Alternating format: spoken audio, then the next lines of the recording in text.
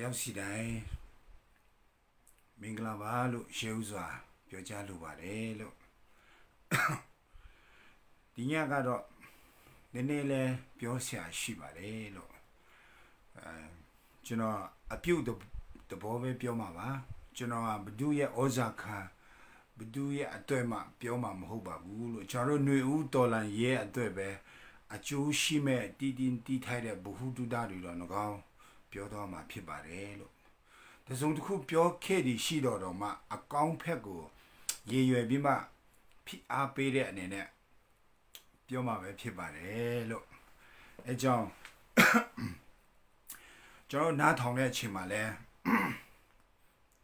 ကျွန်တော်ပြောတဲ့စကားတွေကိုလိုက်စဉ်းစားပြီးမှကျွန်တော်တို့အကောင်းဖက်ကိုမျောလင့်ပြီးမှပေါ့နော်အပြုတ်တဘောဆောင်ပြီးမှပဲကျွန်တော်တို့နားထောင်ရအောင်လို့အဲ့လိုမဟုတ်ဘဲနဲ့comment မှာပဲစာတော့ရှောက်ရေးနေမယ်ဆိုရင်ကျွန်တော်ဗာပြောတယ်ဆိုတဲ့ဟာကိုမတိလိုက်ပဲဖြစ်မှာဆိုလို့ပါလို့ရှေးဥစွာကျွန်တော်အခုမြန်မာနိုင်ငံမှာဖြစ်နေတဲ့စိုးရိမ်မှုတွေအကြောင်းကိုအနေငယ်ပြောပြချင်ပါတယ်လို့မနေ့တနေ့ကကျွန်တော်မအားလာပေါ့နော်သူတို့တော့ဒီယူညွန်းတမ်းမှာမအားလာဆိုမနဲ့အားရလာရဖြုတ်မယ်လို့တော့ကြားတယ်ဒါမအားလာပေါ့ဒီကျွန်တော်အကြမ်းဖက်စစ်တပ်ကတလအပြည့်ရမယ်လို့ပြောလိုက်တဲ့အချိန်မှာလူတွေက KA များအပြည့်ရသွားပြီလားပေါ့မပူပါနဲ့လို့သူတို့အပြည့်ရတယ်ဆိုတာကသူတို့မအားလားဆိုဘယ်တော့မှဂတိမတည်ပါဘူးလို့သူတို့အကျိုးအတွေ့ပဲသူတို့အပြည့်ရတာဖြစ်တယ်မအားလားစကားကိုဘယ်သူမှမယုံအခုတော့မှခဲညူတမ်းဟာတိမှာအခုထိတိုက်ပွဲဖြစ်နေတာထင်တယ်တခါတလေကြတော့စကားပြောတဲ့အချိန်မှာပြောထားတဲ့စကားကိုဘဒုမျက်နာမှာမထောက်ပဲပြောရတယ်တခါတလေကျွန်တော်တို့ကြားချင်တဲ့စကားပဲကြားစီချူတို့တွေးတိုးတို့ဖြစ်တတ်တယ်လူဆိုတာအချူပဲစားလို့မရဘူးချင်းကန်ဆက်အကုန်စားလို့ရတယ်ကျွန်တော်မြန်မာနိုင်ငံရဲ့အားနည်းချက်ကကျွန်တော်တို့ဒီ observation လို့ခေါ်တယ်ကျွန်တော်တို့ရဲ့ဟောပေါ့ server လို့ခေါ်တယ်စကားတွေကိုလက်ခံနားထောင်ပြီးစဉ်းစားနေတဲ့အရေးအတွေးကနည်းနည်းနေတယ်ကျွန်တော်တို့တစ်ခါတလေကိုစကားတစ်ခုကြားလိုက်တဲ့အချိန်မှာဒီစကားကဘာဖြစ်လို့ပြောနေတာလဲဒီစကားကဘာအတွက်ပြောတာလဲဆိုတဲ့ဟာကိုတိတ်မစင်စားဟာဒီခေါင်းတော့ငါ့ကိုစော်ကားတယ်ဒါတော့အမုန်းစကားပြောတယ်ဒါတော့မဟုတ်ဘူးချက်ချင်းဆုံးဖြတ်လိုက်တယ်ကျွန်တော်တို့တစ်ခါတလေကြားတဲ့စကားတော်တော်များများကိုကျွန်တော်တို့ပြန်ကောင်းပြန်ဆင်ခြင်ပြီးပြန်စဉ်းစားပြီးမှပြန်စဉ်းစားလိုက်တဲ့အချိန်မှာအကျိုးရှိတဲ့အရာတွေအများကြီးရှိတယ်ကျွန်တော်လည်းအဲ့လိုပဲလူတွေခုကျွန်တော်ဝေဖန်ထောက်ပြတဲ့အချိန်မှာတခါတလေ6ဆိုးချင်စရာတော့ရှိတယ်ဒါပေမဲ့သူတို့ဘာဖြစ်လို့ကျွန်တော်ဒီလိုဝေဖန်ထောက်ပြတာလဲဆိုတဲ့အရာကျွန်တော်အချိန်ယူပြီးပြန်စဉ်းစားလိုက်တဲ့အချိန်မှာ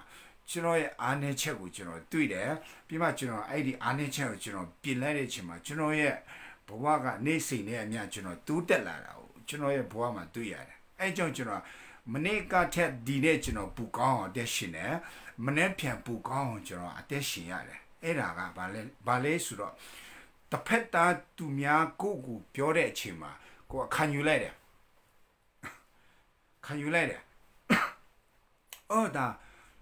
ဒါဒီလိုရှိတာနေပါဆိုပြီးခံယူလိုက်ပြီးကိုပြင်လိုက်တဲ့အချိန်မှာဘဝတိုးတက်သွားတာဖြစ်တယ်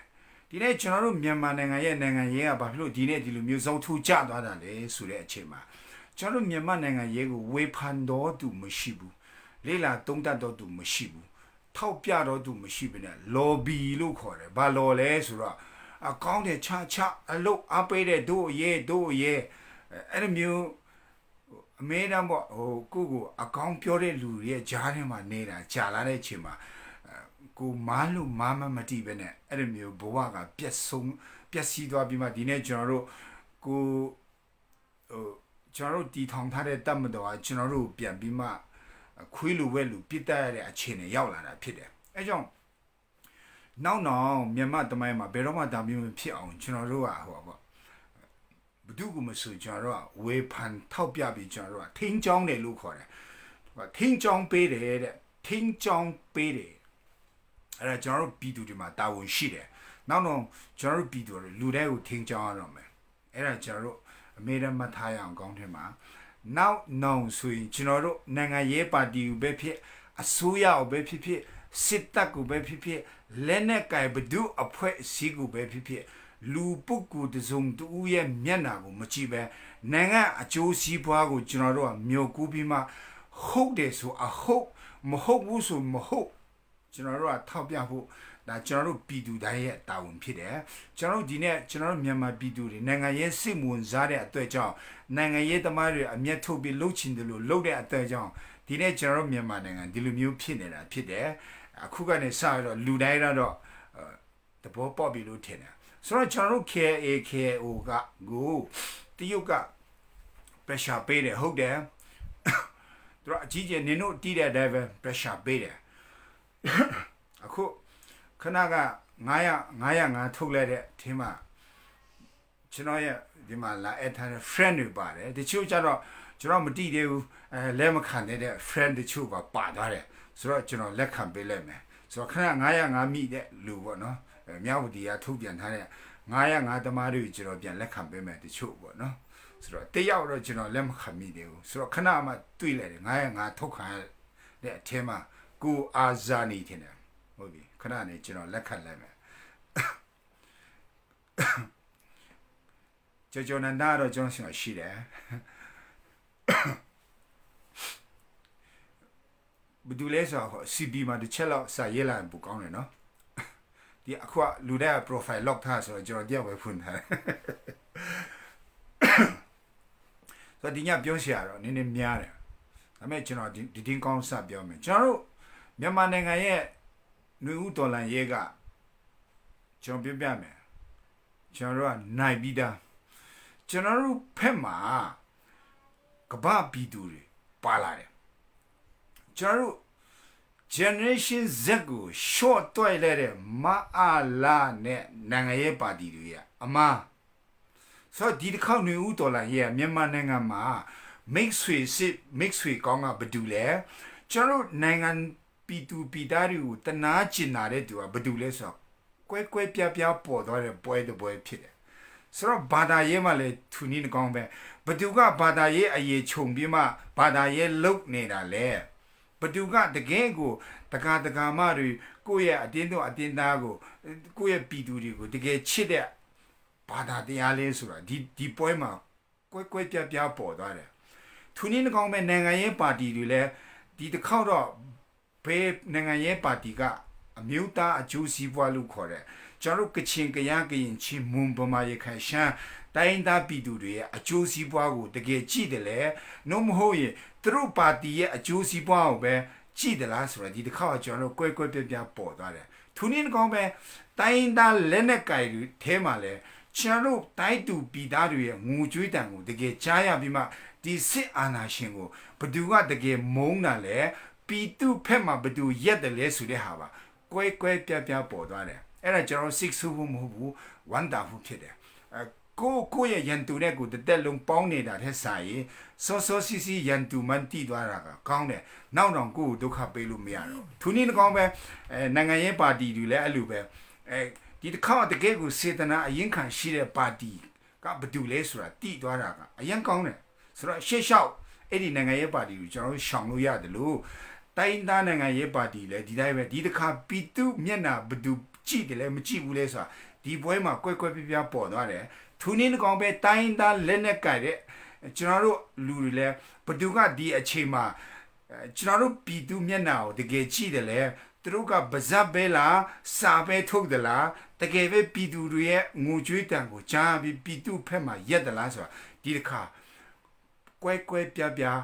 ပေါ်လာမဲ့ပွဲရှိတယ်ဆိုတော့တချို့ထင်နေတယ်အမေရိကန်က UN ကမူန်ဘူးအာချူပီမလာတော့ဘူးလို့လူတွေကမျောလင့်နေတယ်ထင်နေတယ်တချို့မလာအပေါင်းပါလဲထင်တယ်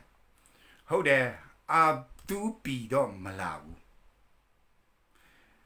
ဒါပေမဲ့ तू ကဘာကူလာတမကနေတာသူရဲ့ဥပဒေအရအချင်းချင်းပြောတယ်နင်တို့တာဝန်ယူရမယ်နော်ကုလသမဂ္ဂလုံးရမယ်နော်ဆိုတဲ့အရာကိုသူဥပဒေအရတွန်းတာပဲရှိတယ်တကယ်ဝန်လာမဲ့လူတွေကလက်ကိုယားနေရောကျွန်တော်ပြည်သူတွေဖက်မှာရက်မဲ့နိုင်ငံတကာစစ်တပ်တွေအများကြီးတကယ်သူတို့ဝန်လာတရုတ်ဘာမှလုပ်လို့မရအောင်လာလိမ့်မယ်ကျွန်တော်ပြည်သူဖက်မှာနီးပေါင်းစုံနဲ့လာလိမ့်မယ်ဘယ်ပုံစံနဲ့လာမလဲဆိုတာဟိုစစ်တပ်လက်လာမလားဆိုတော့ကျွန်တော်မသိဘူးဒါပေမဲ့လာလိမ့်မယ်ပြည်သူဖက်မှာသူတို့လာလိမ့်မယ်ကျွန်တော်မြန်မာနိုင်ငံကိုကမ္ဘာပြည်သူတွေအမေရိကန်တွေယူရိုပဒီမိုကရေစီထွန်းကားတဲ့နိုင်ငံတွေကလုံးဝလက်ပိုက်ကြည့်မနေဘူးသူတို့ကရတဲ့နီးနဲ့ဒီစစ်အာဏာကိုမြန်မာမြေပေါ်ကနေဖြုတ်ထုတ်လိမ့်မယ်ဆိုတော့အခုကတရုတ်ကဖိအားရမ်းပေးနေတယ်တိုင်းသားလက်နဲ့ကြိုင်တွေကိုဖိအားရမ်းပေးတယ်ကချင်ကိုဆို KIA KIO ကိုရေးလေပေးတယ်ဒါပေမဲ့တရုတ်တွေမတိလိုက်တာကကျွန်တော်ပြောပြမယ်ဘာဖြစ်လို့ဒီပွဲမှာ KIA နဲ့ KNU ပါလာတယ်လေဆိုတဲ့ဟာကိုဒါကျွန်တော်တချို့ကျွန်တော်ပြောတဲ့ဟာတွေကတိပြီးမှခိုင်လုံးတရားရခိုင်လုံးမတိကြမယ်ကျွန်တော်အပေါ်ရမယ်ပြောမယ်အမားလဲပါချင်ပါမယ်အမားပါလာရင်တော့ဖေးလိုက်ပေါ့မာနဲ့ဟာယူလိုက်ပေါ့နော်ကျွန်တော်နားလေတဲ့လောက်က KA နဲ့ KNU ကကွန်မြူနတီဝါဒစန့်ကျင်ရဲ့ဒီမိုကရေစီထွန်းကားရေးကိုသူတို့တော်လှန်ရေးလုပ်နေတဲ့အချိန်မှာလက်မထိုးထားတယ်လို့ကျွန်တော်နားလေတဲ့လောက်အဲ့လိုနားလေထားတယ်ကွန်မြူနတီဝါဒလုံးဝလက်မခံဘူးဆိုတဲ့ပုံစံမျိုးနဲ့သူတို့ကကမ္ဘာဇက်ခုံပေါ်မှာလက်မထိုးထားတဲ့နှစ်ဖွဲ့ဖြစ်တယ်ကျန်တဲ့ဖွဲ့တော့ကျွန်တော်မသိဘူးဒီချိန်မှာနိုင်ငံရေးအထိလွယ်ရှာလွယ်နေတဲ့အတွေ့အကြုံ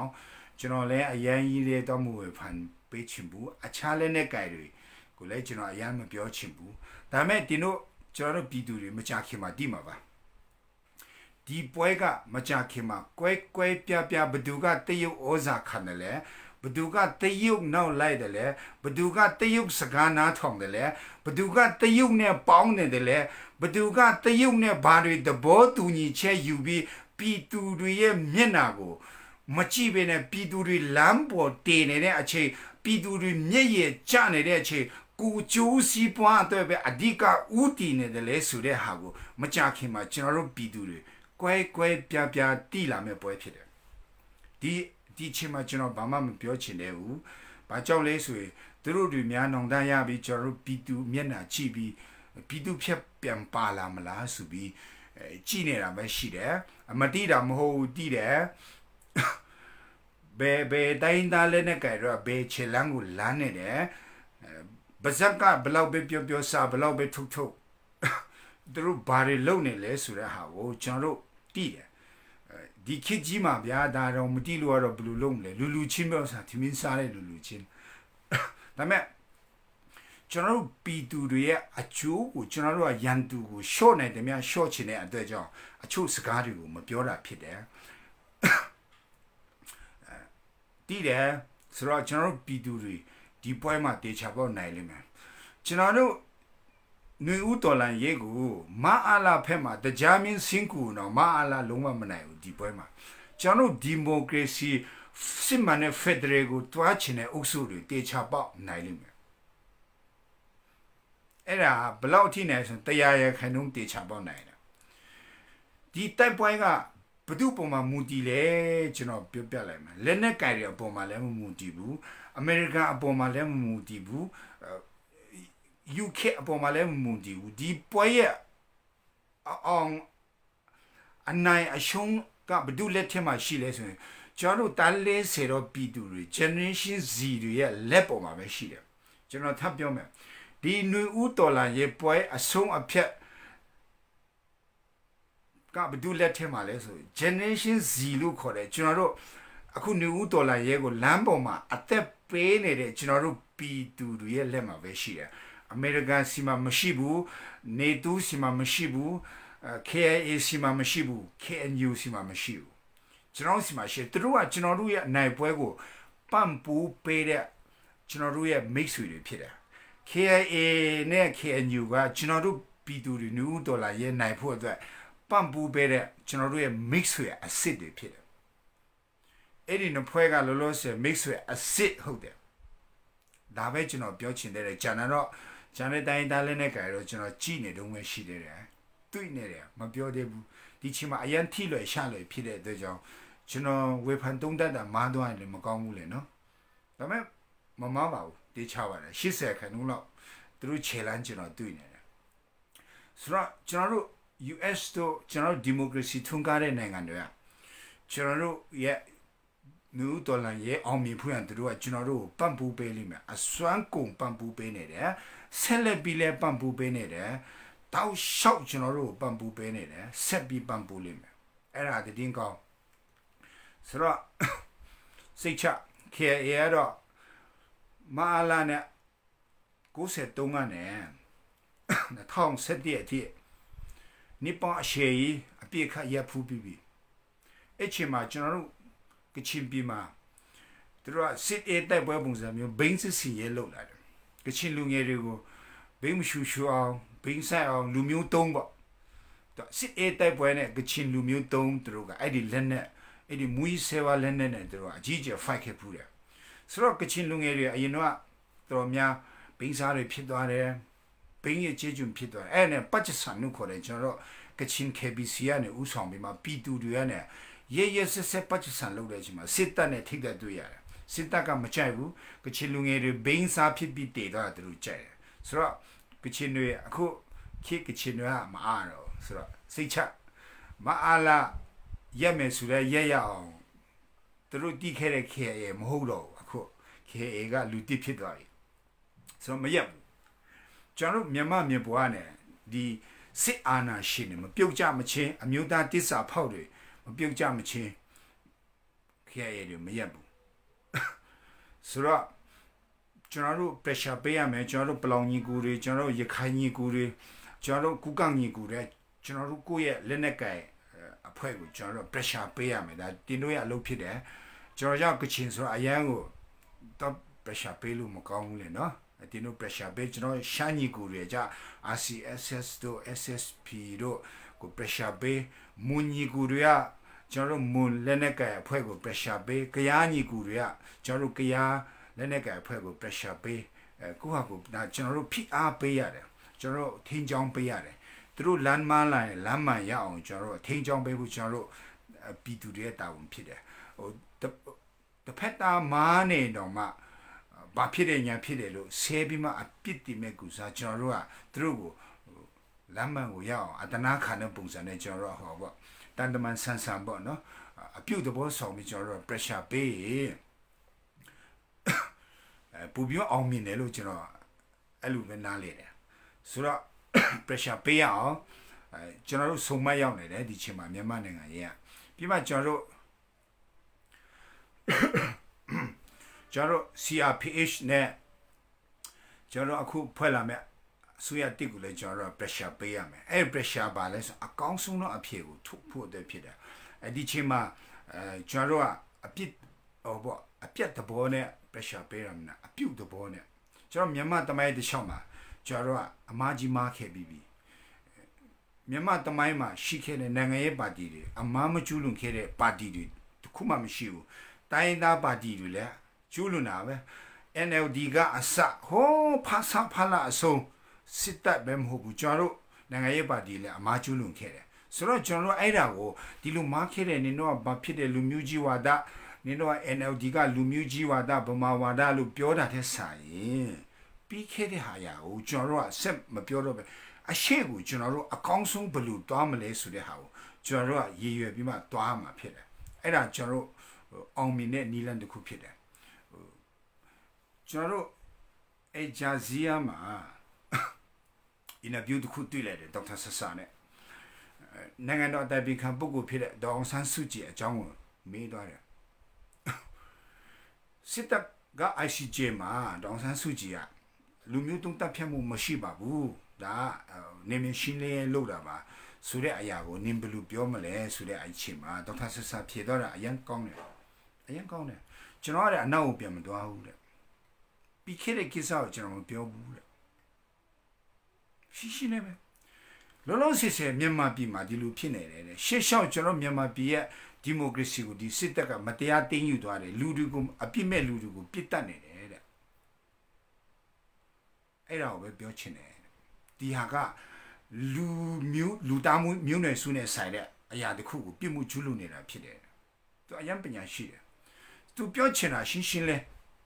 ပြည့်စုံတဲ့လူမရှိအောင်ဆန်းစုကြည်ကတရားခဏမှမှန်ခဲ့တယ်လို့ကျွန်တော်တို့ဘယ်သူမှလည်းလက်မခံပါဘူးတိပါတယ်ဆိုစစ်တပ်ရဲ့အမားကျူးလွန်တဲ့ဆိုင်အောင်ဆန်းစုကြည်ရဲ့အမားကတိလေးပဲစစ်တပ်ကသူ့နေရာသူမနေဘဲနဲ့ပြည်သူတွေရဲ့အာဏာကိုသူအဲ့လိုမျိုးဓမြတိုက်သွားတယ်ပြီးမှ NLD ကအမားကျူးလွန်ခဲ့တဲ့ထောင်းတော့ပြည်သူတွေကိုလမ်းပေါ်မှာဒီလိုမျိုးမရက်တတ်ဘူးဒီလိုမျိုးမပြစ်တတ်ဘူးပြည်သူတွေကိုလမ်းပေါ်မှာပြစ်တတ်ပါအိမ်ထဲမှာဝင်ရိုက်ပါဆိုပြီး NLD ကအမိန့်မချဘူးသူတို့ကျူးလွန်ခဲ့တဲ့အမားကစေတနာအမား NLD ကျူးလွန်တဲ့အမားကတကယ့်ကိုစေတနာအမားဘု து စေတနာဆိုဗမာလူထုကိုအယမ်းချစ်လို့ဗမာပြည်ကိုအယမ်းချစ်လို့ကျူးလွန်တဲ့အမားအဲ့ဒါကျွန်တော်တို့သိရတယ်ဒီတတ်မတော်ကျူးလွန်တဲ့အမားကလူသားမျိုးနွယ်စုကိုစော်ကားတဲ့အမားဦးနောက်မရှိတဲ့လူကဲ့သို့သူတို့ကလက်နဲ့မရှိတဲ့ပြည်သူကိုပြစ်တတ်တဲ့အမားမတူဘူး NLD ကျူးလွန်တဲ့အမားကကျွန်တော်ဗမာလူမျိုးဖက်ကြည့်ရင်ဒါအမားလို့မခေါ်ဘူးကျွန်တော်ဗမာပြည်သူကိုချစ်လို့တော့အမားနဲ့အမားဆိုတော့တိုင်းသားဖက်ကကြည့်ရင်တော့ဒါအောင်ဆန်းစုကြည်နဲ့ NLD မားတယ်လေဆိုတော့တိုင်းသားတွေရဲ့အခွင့်အရေးကိုတော့မတိဟန်ဆောင်ပေးတယ်တိုင်းသားတွေကိုတိတ်ပြီးမှစီးမတွေ့ဘူးရှေ့လျှောက်ပြီးမှမြန်မာနိုင်ငံမှာနိုင်ငံရေးဥဆောင်မှုမှာကျွန်တော်တို့ဗမာလူမျိုးကြီးဝါဒဗမာအများစုပဲဥဆောင်မယ်ဆိုတဲ့ပုံစံခင်းနေဆိုတာသူကတော့ဓာတုစေတနာနဲ့ဗမာဖက်ကနေခင်းပဲလေဆိုတော့ကျွန်တော်တို့ကအဲ့ဒါကိုကျွန်တော်တို့ကလမ်းမရအောင်ဘယ်လိုထင်းချောင်းရမလဲဒါကျွန်တော်တို့အဖြေရှာရမယ်ကျွန်တော်တို့ဝေဖန်ထောက်ပြရမယ်အရင်မျိုးတော့ we stand with ဒေါအောင်ဆန်းစုကြည်တော့မလုပ်တော့ပါဘူးဒီချိန်မှာ generation Z တွေအဲ့လိုမအားတော့ကျွန်တော်မြန်မာနိုင်ငံမှာနောက်ဘယ်တော့မှမျက်ရည်မကျအောင်စစ်မှန်တဲ့ Federal ကိုတွားမရမယ်ဆိုတော့အခုကျွန်တော်တို့ CRPH ရဲ့ချက်သားတွေပါတယ်ထုတ်ပြန်တယ်ဟုတ်ပါတယ်တိတ်မမိုက်ပါဘူးချက်သားနဲ့ဂျားဖက်ဟိုဘောဖွဲ့စည်းပုံနဲ့တခြားစီပါပဲကဘာမှာတခါမှမရှိဘူးတဲ့ပုံစံနဲ့ပွဲထွက်လာတယ် CRPH ကဘာသမိုင်းမှာတိုးတော့လေကျွန်တော်တို့ပြည်သူတွေပြန်ပြီးထင်းချောင်းပေးလိုက်ဆိုသူလမ်းကြောင်းမှန်ပေါ်ပြန်ရောက်လာမှာပါဆိုအဓိကတော့ကျွန်တော်ပြည်သူတွေသူဘာသူတို့ CRPH နဲ့အခုပေါ်လာမဲ့အစိုးရတစ်ကဘာလုပ်နေဆိုတာကျွန်တော်တို့သိဖို့အရေးကြီးတယ်ကျွန်တော်တို့မျက်ခြေမပြတ်ကြည့်ပြီးဟေးဒါတော့နင်တို့လုပ်တာမဟုတ်ဘူးနော်ဒါတော့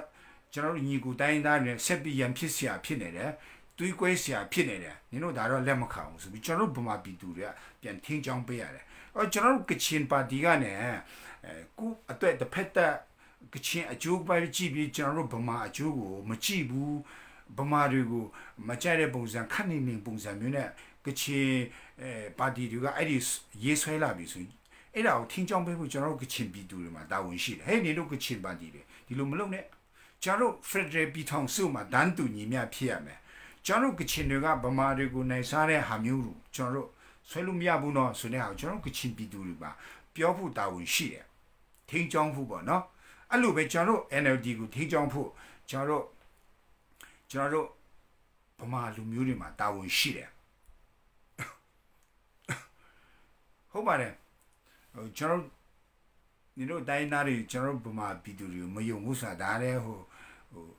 တိတ်တော့အထူးဆန်းမဟုတ်ပါဘူးနှစ်ပေါင်း60အလင်ခံရတယ်ဆိုတာဒါလည်းနားလည်ပေးလို့ရတယ်တိုးတော်လည်းရှေ့လျှောက်ကတော့ဘယ်သူမှလင်လို့မရတော့ဒီတစ်ခေါက်ဘယ်သူမှလင်လို့မရတော့ဒီတစ်ခါပွဲကတော့လင်လို့ကတော့မြန်မာနိုင်ငံအေးချမ်းမယ်ဖြစ်တော့လင်လို့မရတော့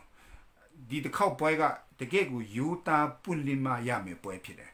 ဒီတစ်ခေါက်နေဦးတော်လာရဲ့ကယူတာပွင့်လင်းမရမယ်ပွဲဖြစ်တယ်မကြောက်ပါနဲ့လိုက်စား KA ဆိုတာလိုက်စားတို့မှာပဲ KA အတက်မြုပ်ထားတာမဟုတ်တာလိုက်စားကနှခေါင်းပေါက်လို့ပဲရှိတာ KA ကိုတိုက်ချင်ရှိတဲ့မြကချင်တွေအကုန်တပ်ပြီးမှ KA ကပြောင်းပါလေဆိုတော့ KA ကို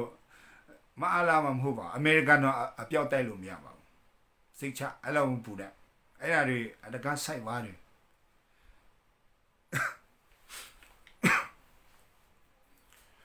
ဆိုတော့ကျွန်တော်ထင်းချောင်းပေးအောင်ကျွန်တော်ကချင်လူငယ်တွေကကချင်ပါတီတွေကိုထင်းချောင်းပေးရတယ်လို့ကျွန်တော်ဗမာလူငယ်တွေကဗမာပါတီတွေကိုထင်းချောင်းပေးရမယ်ကျွန်တော်ပြည်သူတွေမှာအခုပေါ်လာမဲ့အစိုးရကိုလည်းကျွန်တော်ထင်းချောင်းပေးရမယ်သူတို့ရဲ့ချမှတ်လာမဲ့ဂျားဖက်ဖွဲ့စည်းပုံတို့ကတကယ်ကို Federal System မဟုတ်ဘူးဆိုရင်ကျွန်တော်တို့ကအဲ့ဒါကိုကျွန်တော်ထောက်ပြရမယ်ပြောဖို့မလဲဝင်မလဲရဘူးကျွန်တော်လည်းကြည့်နေတယ်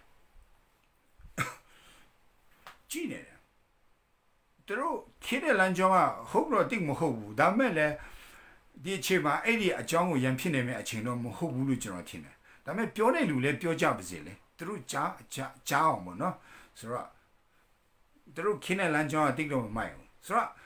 အခုဒီတစ်ခေါက်မြန်မာလူဒေါ်လာရင်းမှာဒေါက်တာဆဆာကနိုဘယ်ဆုရတည်နေသူဖြစ်တယ်2021မှာမြန်မာတမိုင်းမှာဒေါက်တာဆဆာလူမျိုးပြည်သူအပေါ်မှာနှလုံးသားနဲ့ဆက်ဆံတဲ့နိုင်ငံရေးသမားတွေအခုမရှိဘူးဖြစ်နေတယ်ဆိုတော့ပြမအရန်နိုဘယ်ဆုပေးတဲ့အထဲမှာတိုင်းသားလက်နဲ့ကြိုင်လည်းမပါဘူးဘယ်သူပေးရမလဲဆို Generation Z ကိုပေးရမှာသူတို့အသက်ပေးပြီးတကယ်ကိုယူတန်တာနဲ့မြန်မာလူဦးဒေါ်လာရေးကိုဥဆောင်နေတဲ့အဖွဲ့ Generation Z နဲ့ဒေါက်တာဆဆာကိုကျွန်တော်နိုဘယ်ဆုပေးတယ်လို့ကျွန်တော်ထင်တယ်အဲ့ဒီနေရာကအရန်ယူတာတယ် Generation Z နဲ့ဒေါက်တာဆဆာသူတို့နေရောက်တာမရှိဘူးဆိုရင်မြန်မာနိုင်ငံရဲ့လူဦးဒေါ်လာရေးမအောင်မြင်နိုင်ဘူးအခု Generation Z လို့ခေါ်တဲ့လမ်းပေါ်မှာစန္ဒထုတ်ဖော်နေတဲ့အုပ်စုနဲ့ဒေါက်တာဆဆာမရှိဘူးဆိုရင်မလွယ်ဘူးနိုင်ငံတကာမျက်နှာစာမှာကျွန်တော်တို့ရဲ့အတန်ကိုဒီလောက်အထိထုတ်ဖော်နေတာဒေါက်တာဆဆာကြောင့်ဖြစ်တယ်။ရာလေးစားဖို့ကောင်းတယ်။ तू IQ အရင်မြင့်နေ तू အဲ့လို bright ဖြစ်လိမ့်မယ်လို့အစားတော့ကျွန်တော်တိုင်းတာချင်းကြီးကိုဆိုတော့တစ်တော့မထင်ထားဘူး။ဒါမဲ့အရင်တော်တယ်။ဘာဖြစ်လို့အင်္ဂလန်နန်းတော်အောင်သူ့ကိုခေါ်တွေ့ရလဲဆိုတော့ခုမှကျွန်တော်အဖြေပေါ်တယ်။အရင်တော်တယ်။ဆိုတော့ကျွန်တော် Generation Z ကျွန်တော်ကဘာတစ်ခုလုံးကမြန်မာနိုင်ငံကိုစိတ်ဝင်စားလာတာကဘယ်သူကြောင့်မှမဟုတ်ဘူး NLD ကြောင့်လည်းမဟုတ်ဘူးဒေါ်အောင်ဆန်းစုကြည်ကြောင့်လည်းမဟုတ်ဘူး KIA KNU ကြောင့်လည်းမဟုတ်ဘူး Generation Z ကြောင့်ဖြစ်တယ်မြန်မာနူဦးဒေါ်လာရဲကိုကဘာကကြည်ပြီးဂုံပြရတဲ့အထိကဘာလုံးကတိလာတာက Generation Z တွေရဲ့အရေးချင်းကြောင့်ဖြစ်တယ် NLD တွေကြောင့်လုံးဝမဟုတ်ဘူးမှတ်ထားရကျွန်တော်ပြောတယ်လို့ပဲဒီတစ်ခါမြန်မာလေးဦးစင်ဘောလုံးအတင်းမှာလူခေါင်းနေပဲပွဲထွက်လာပြီးလူချကစားတဲ့လူပဲပွဲထွက်လာလိမ့်မယ်လို့ပြောထားတယ်လို့ပဲအခုကျွန်တော်တို့ဒီလူပြောတော့သူလည်းကြားမှာပေါ့ကြားရင်သူလည်းပြင်မှာပေါ့မပြင်တော့သူတမိုင်းလည်းသူရေးတာပဲလေဟုတ်တယ်ဟုတ်အနိုင်ရ NLD ပါတီလည်းကျွန်တော်ပြည်သူတွေရဲ့ယင်ထဲစကားတောင်သူဂယုမဆိုင်ပဲအရင်ပုံစံနဲ့သူလှုပ်ချင်ပြန်လှုပ်နေဆိုတော့သူတမိုင်းသူရေးတာပဲလေမတတ်နိုင်အဲ့ဆိုတော့ကျွန်တော်တို့တို့ရေးဆက်လို့ယူမယ်လေဘာမှမတတ်နိုင်ဆိုတော့ဒီတစ်ခါတော့ကျွန်တော် NLD မျက်နှာလည်းထောက်မနိုင်တော့စုတဘောလည်းမလုပ်နိုင်တော့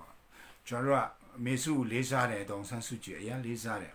ကျွန်တော်မြန်မာနိုင်ငံရဲ့တကယ်တမိုင်းဝင်မျိုးသမီးဖြစ်တယ်တိုးတော်လည်းမြန်မာနိုင်ငံရဲ့အနာဂတ်နဲ့ပတ်သက်လာရင်ကျွန်တော်ဒီတစ်ခါတော့ we stand with တောင်ဆန်းစုကြည်တော့မလုပ်နိုင်တော့ we stand with federal union ပဲကျွန်တော်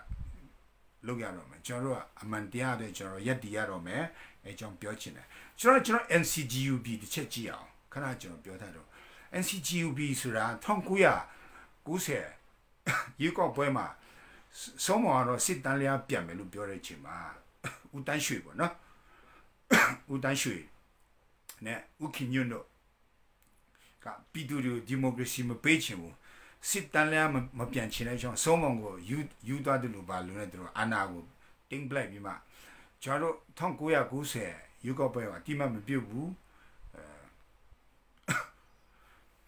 အတိမပြုတ်တော့ကျွန်တော်တို့ဘယ်လိုခေါ်အာနာပြန်တင်းလိုက်ရပေါ့တင်းလိုက်ပြီးမှသူက2008ပေါ်လာတဲ့အထိတော့ပြန်ဆွဲခေါ်သွားတယ်ဆွဲခေါ်သွားတဲ့အချိန်မှာ NCGUB ဆိုအဝေးရောက်ညွန့်ပေါင်းအစိုးရဆိုပြီးပေါ်ထွက်လာတာဖြစ်တယ်အဲ့ဒီအဝေးရောက်ညွန့်ပေါင်းအစိုးရလည်းနိုင်ငံတကာမှာသူတော်တော်လေးကိုသူပေါက်ရောက်တယ် သူတော်တော်လေးကိုသူစကားပြောခဲ့တာ NCGUB ဆိုကျွန်တော်တို့အဲ့ကနေမှကျွန်တော်အမျိုးသားဒီမိုကရေစီအဖွဲ့ချုပ်ကလွတ်မြောက်နေမယ်ဆိုပြီးကျွန်တော်တို့ KA မှာဖွင့်တယ်အခုဒီကျွန်တော်တို့မာနယ်ဘလော့ဖက်မှာတောင်ဆန်းစုကြည်လမ်းဆိုအခုထိရှိတယ်ဆိုတော့ကျွန်တော်တို့ KNU နေမြေမှာ NLD ကဖွင့်ခဲ့တယ် KA နေမြေမှာ NLD ကဖွင့်ခဲ့တယ်ဖွင့်ခဲ့တဲ့အချိန်မှာအဲ့တော့ကလည်းအခုပုံစံခက်ဆင်ပေါ်လာတယ်အဲ့တော့ကလည်းအခြေခံဖွဲ့စည်းပုံမရှိဘဲနဲ့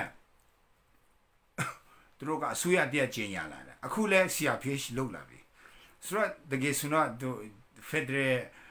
ဖွဲ့စည်းပုံက second draft အထိမကြာမှာဆွဲထားတာရှိတယ်ဘာဖြစ်လို့မတုံးတာလဲဆိုတော့သူတို့မေးမှတည်မယ်ကျွန်တော်မတည်ဘူးဘာဖြစ်လို့မတုံးတာလဲဆိုတော့သူတို့မေးမှတည်မယ်ကျွန်တော်မတည်ဘူးဘာတဘောနဲ့မတုံးတာလဲဆိုတော့လဲ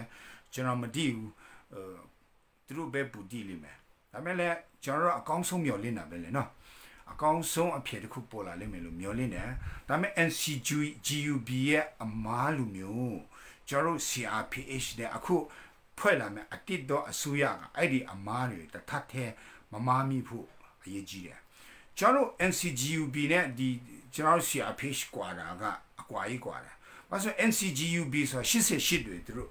ခေမျိုးဆက်တွေသူတို့ဝန်ရံထားတယ်ဒီနေ့ကျွန်တော်တို့ CRPH မှာအာတာချက်က generation Z တွေနဲ့ပြည်သူလူထုတရက်လုံးကသူ့ဖက်မှာပါတယ်အခုထိမကြောက်မရွံ့လမ်းပေါ်မှာထွက်ပြီးမှသူတို့ကအသေးခံနေတယ်ဒီစစ်အာဏာရှင်ကိုသူကတွန်းလှန်နေဆဲဖြစ်တယ်ပြီးမှ NCGUB ကိုလည်းကျွန်တော်လေးစားတယ်သူတို့လည်းဟိုအထင်သေးတာမဟုတ်ဘူးเนาะဒါပေမဲ့ NCGUB မှာဝက်ဖဲဖြစ်တဲ့ဒေါက်တာဆဆာတို့လူမျိုးလူငယ်ကောင်းဆောင်တွေမရှိဘူးတကယ်ကိုတိုက်ပြည်ကိုချစ်တဲ့လူတွေမရှိတဲ့အချိန်မှာ NCGUB ကခရီးမတွေ့ဘူးပြီးမှဒီကျွန်တော်တို့ CRPH ကအရန်ခရီးတွေ့သွားတယ်ဒါပေမဲ့တခုပဲကျွန်တော်တို့တတိထားမှာအခုကျွန်တော်တို့အဲ့ဒီအဆင့်ကိုကြော်သွားပြီကျွန်တော်နိုင်ငံတကာအတိမပြုတ်မှုဘိုင်းကိုတွားတဲ့အချိန်မှာကျွန်တော်တို့ဒီဂျာဖက်အစိုးရဖွဲ့လာတဲ့အချိန်မှာအဲ့ဒီဂျာဖက်အစိုးရမှာပါထိုက်တဲ့တိုင်းဒေသနိုင်ငံရဲ့ပါတီတွေပြီးမှလူငယ်တွေဘလူပါလာမလဲဘယ်ဖွဲ့စည်းပုံနဲ့ဘယ်ပုံစံတွားမလဲဆိုတာတော့အရန်စိတ်ဝင်စားစရာကောင်းတယ်တကယ်ကိုမျက်တော်မခတ်ပဲစောင့်ကြည့်ရမယ်အခြေအနေတစ်ခုမှရောက်နေတယ်အဲ့ဒါတော့ကျွန်တော်ပြောနေတယ်ဒီလောက်ပဲပြောလို့ရတဲ့လို့ထင်တယ်အဲ့ထက်အရန်တွေးရင်လည်းခဏနဲ့သူတို့တွေအလုပ်လုပ်ရတာခက်တော့မှဆိုလို့တခုတော့ရှိတယ်အခုအတိပေါ်လာမဲ့အစိုးရကကျွန်တော်တို့ပြည်သူတွေပုံမှာယူသားဖို့လိုတယ်ဗမာပြည်သူတွေအပေါ်ပဲယူသားလို့မရဘူးကျွန်တော်တို့တိုင်းသားပြည်သူကချင်ကယားကရင်ချင်းမွန်ဗမာရခိုင်ရှမ်းကျွန်တော်တို့ညီကိုတွေအပေါ်မှာပါသူတို့ကယူသားဖို့လိုတယ်ပြီးမှသူတို့ကတကယ်ကိုဟောပေါ့တရားမျှတတဲ့ပြီးတကယ်ကို Federal စစ်ကိုသူတို့ကတည်ထောင်ထားဖို့လိုတယ်ပြီးတော့ကျွန်တော်တို့1940ခုဖဆဖလာခေတ်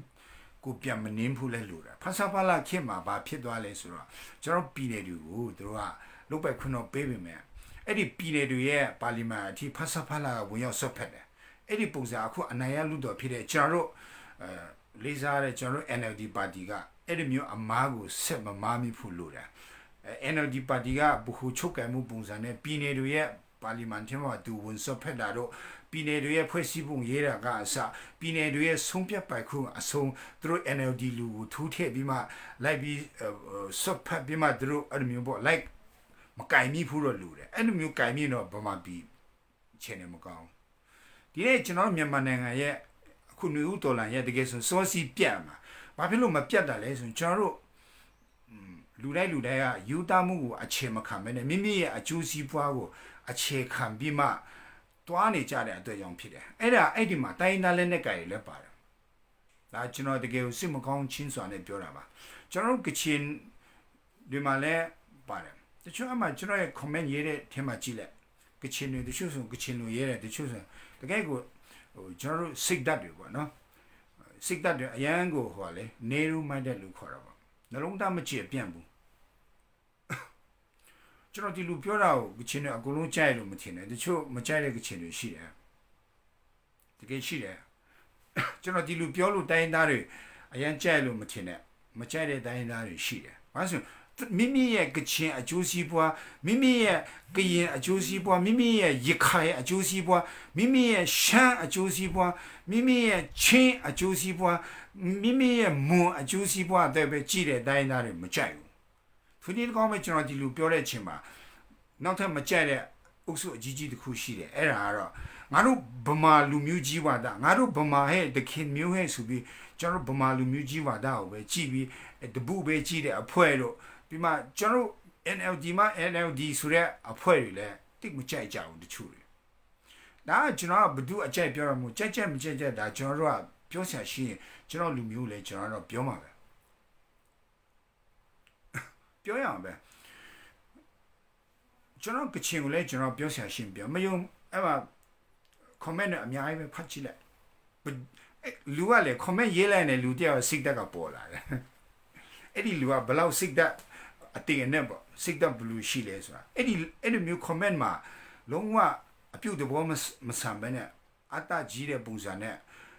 ရေးလာတဲ့ comment ပဲရှင်တွေကိုတကယ်ချင်းဖြစ်စေမင်းပြန်စဉ်းစားဖို့တင်တယ်ဒီပွဲကကျွန်တော်ရန်သူ mix ကိုကြွယ်ရမယ်ပွဲဖြစ်တယ်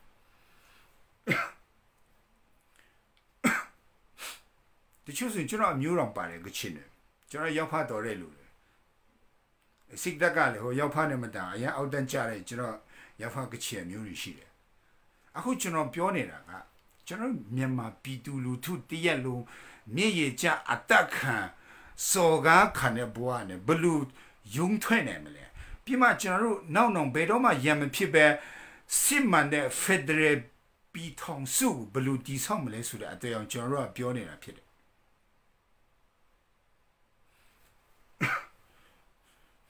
ကျွန်တော် NLD လည်းမထောက်ခံဘူးဒါပေမဲ့ကျွန်တော်မုန်းဒါပေမဲ့ဘာဖြစ်လို့ကျွန်တော် NLD လောက်ရက်ကိုကျွန်တော်ဘာဖြစ်လို့မူဝဲဖန်လဲဆိုမြန်မာ20ရာစုနောက်ပိုင်းမှာ NLD လောက်မြန်မာနိုင်ငံအကျိုးလုပ်ပေးနေတဲ့ပါတီမရှိလို့ NLD လောက်ပြည်သူမျက်နှာကြည့်တဲ့ပါတီမရှိလို့ကျွန်တော် NLD ကိုမင်းမပေးပေမဲ့မထောက်ခံပေမဲ့အတားလေးကြည့်နေတာကျွန်တော်အဲ့လိုကြည့်နေလို့ NLD ကပြီးဆုံးလားဆိုမပြီးဆုံးပါ NLD လည်းသူအနေချက်သူရှိတယ်သူလည်းဗမာလူမျိုးကြီးဝါဒတခင်မျိုးဟဲ့သူဗမာ NLD ပါတီတခုလုံးကျွန်တော်ရဲ့အမေစုဒေါအောင်ဆန်းစုကြည်ထိုင်စုထိုင်ထစုထဒေါအောင်ဆန်းစုကြည်တဘောမတူဆိုလေတုံချွန်းလို့မရတဲ့ပါတီဖြစ်တယ်ကျွန်တော်သိတာပါမသိပဲနေမလားဒါပေမဲ့NLD လောက်မြန်မာအကျိုးကိုတည်ပိုးခဲ့တဲ့ပါတီမရှိဘူးယူသားခဲ့တဲ့ပါတီမရှိဘူးကျွန်တော်ပြမယ်စကားပြောရင်ကောင်းနားထောင်ဒါဆိုအကျိုးရှိတယ်စာရအရှယ်ကြီး comment ရေးနေတယ်ကျွန်တော်ပြောတဲ့စကားတွေတခုမှကြားမှာမဟုတ်ဘူးကြားရတဲ့ဘဝလည်းမပြောင်းလဲအတွေးခေါ်လည်းမပြောင်းလဲဘူး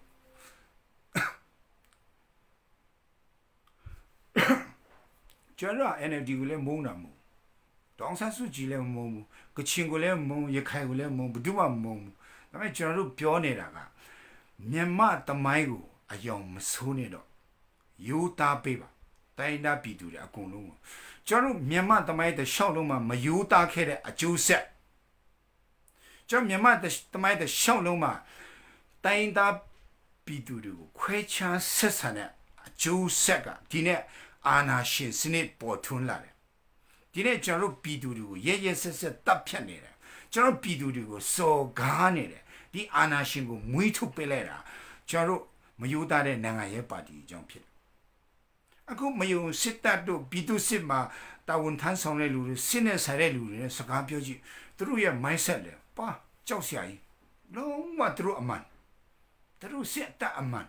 သူတို့မြင်အောင်လိုက်လုပ်တာအမှန်သူတို့တကယ်ကိုစေတနာနဲ့ပဲတိုက်ပြီးကြောက်တဲ့ကြခါနေတလက်မအလိုမှာအာနာကိုထင်းပေးတဲ့ပုံစံမျိုးနဲ့ပြောနေတာ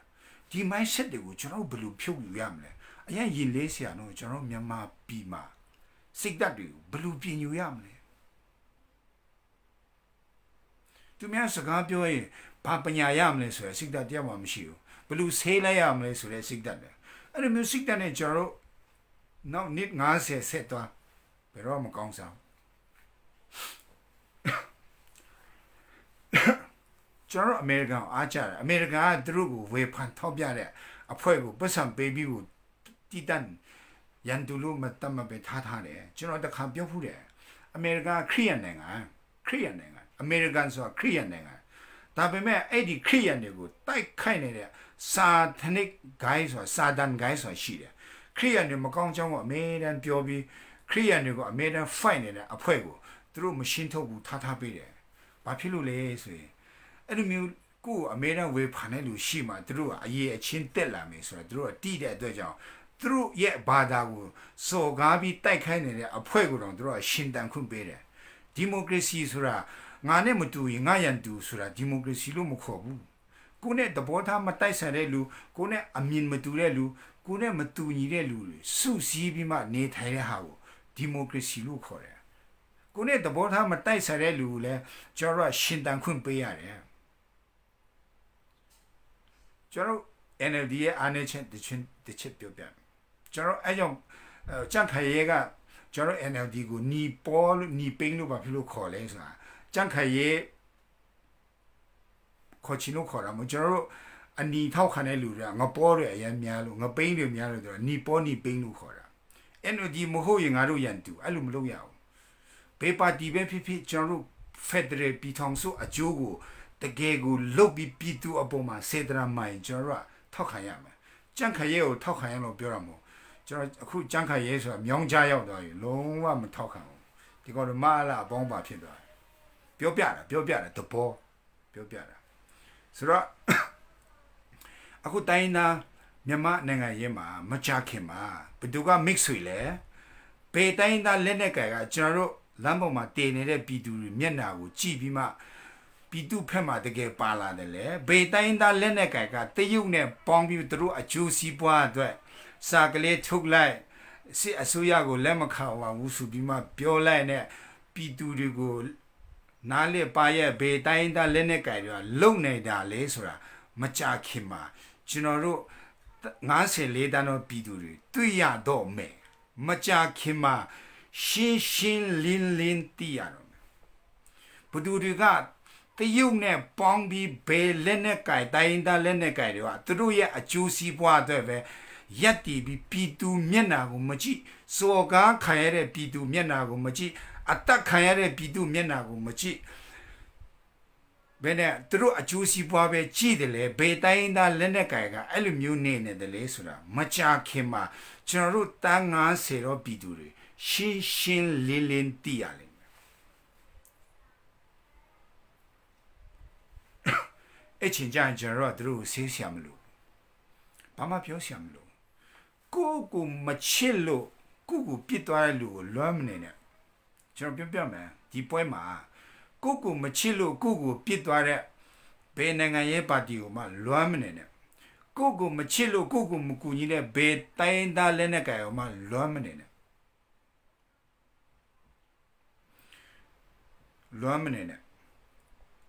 ထားခဲ့လိုက်ကျွန်တော်ကအရှိကိုသွားမယ်ထားခဲ့လိုက်ကျွန်တော်ပြောမယ်ကျွန်တော်ရဲ့မိခင်တတ်မတော်ဖြစ်တဲ့ KIA တော့မှကျွန်တော်တို့ပြည်သူတွေအပေါ်မှာတစ္ဆာဖောက်ပြီးပြည်သူအတနားမထောင်ဆိုကျွန်တော်တို့ထားခဲ့ရမှာပဲဒါကျွန်တော်ပြောပြတော့တို့ KIA မကလို့ KIO ပဲဖြစ်ပြည်သူမျက်နှာမကြည့်ပဲနဲ့ပြည်သူဖက်မှာပါမလာပဲနဲ့တရုတ်နဲ့ပေါင်းပြီးပြည်သူကိုနားလေပါရိုက်တယ်ဆိုရင် KIA လည်းထားခဲ့ရမှာပဲကျန်တဲ့လက်နက်ကိုင်ဆိုဘာလို့တင်းတယ်လဲဆိုတာခင်ဗျားတို့စဉ်းစားလိုက်တော့ဒါကျွန်တော်ကကိုယ့်ရဲ့မိခင်တတ်မတော်ကိုယ့်အကူပြောတာကျန်တဲ့တတ်မတော်ကျွန်တော်တော့ပြောပေးကျွန်တော်တို့တတ်မတော်ကိုတခြားလက်နက်ကိုင်ကိုကျွန်တော်စော်ကားတယ်လို့ဖြစ်မှာဆိုလို့ကိုယ့်ရဲ့မိခင် KIA KIO ပဲကျွန်တော်ပြောရတယ်ကျွန်တော်ကချင်ဖြစ်လို့ကျွန်တော်ရဲ့တိုင်းသားလက်နက်ကိုင်ကျွန်တော်ရဲ့တတ်မတော်ဖြစ်တဲ့ KIA KIO ကလမ်းမရှောင်းနေလက်ခံမထင်မှကျွန်တော်မပါဘူးကျွန်တော်ကပြောရမှာပဲတဲ့ပဲပြောရမှာပဲနင်တို့သွားတဲ့လမ်းကြောင်းကျွန်တော်တို့မကြိုက်ဘူးဒါပြည်သူမျက်နှာကြည့်ပါကျွန်တော်တို့ပြောမှာပဲအဲ့လိုပဲ NLD ပါတီဝင်တွေအရင်များတယ် NLD ကိုမထိနဲ့အမေစုကိုမထိနဲ့ကျွန်တော်လက်မခံဘူးအမေစုလည်းလိုအပ်လာတော့ပြောမှာပဲ NLD လည်းပုံမလာတော့ကျွန်တော်တို့ပြောမှာပဲအဓိကကျွန်တော်တို့ကြည့်ရမှာပြည်သူမျက်နှာဖြစ်တယ် လမ်းပေါ်မှာတည်နေတဲ့ကလေးတွေမျက်နှာဖြစ်တယ်နောက်မြန်မာတမိုင်းမှာဒီလိုမျိုးလူတပ်ပွဲဘယ်တော့ပြန်ပေါ်မလာအောင်ကျွန်တော်တို့ကတိုင်းသားလက်နက်ကိုင်ကအစတမတော်ကအစအကုန်လုံးကျွန်တော် reform လို့ခေါ်တာ reform အကုန်လုံးကိုကျွန်တော်အကုန်လုံးအစနဲ့ပြန်ပြုတ်ပြရမယ် reform စီဦးစီချုပ်ကအစတိုင်းရင်မူကအဆုံးစခမ်းမှုအဆုံးကျွန်တော်အကုန်လုံးကို reform လုပ်ရမယ်ပြန်ပြီးမှပြုတ်ပြင်ပလိုက်ရမယ်ကျွန်တော် Federal Army တိဆောက်လာတဲ့အချိန်မှာလဲ Federal ပြည်ထောင်စုတပ်မတော်တိဆောက်လာတဲ့အချိန်မှာလဲတိုင်းသားတွေလည်းခွဲတန်းကြမဟုတ်နဲ့အခုကျွန်တော်ပြည်သူတွေဖက်မှာဘသူရက်ပြီးမှပြည်သူမျက်နှာကိုဘသူကြည့်တယ်လဲဆိုတဲ့လူပဲပေးတင်တယ်မဟုတ်ဘူးလားအဲ့လိုပဲဖြစ်ရမယ်လေစာကလေးထုတ်လိုက် CDM ကိုထောက်ခံတယ်ဆိုတဲ့လူကိုကျွန်တော်ပြည်ထောင်စုတပ်မတော်မှာထပ်ထည့်ထားနောက်တစ်ခါကျွန်တော်နိုင်ငံတစ္ဆာပြန်ဖောက်ခံရဘယ်လိုလုပ်မလဲမရဘူး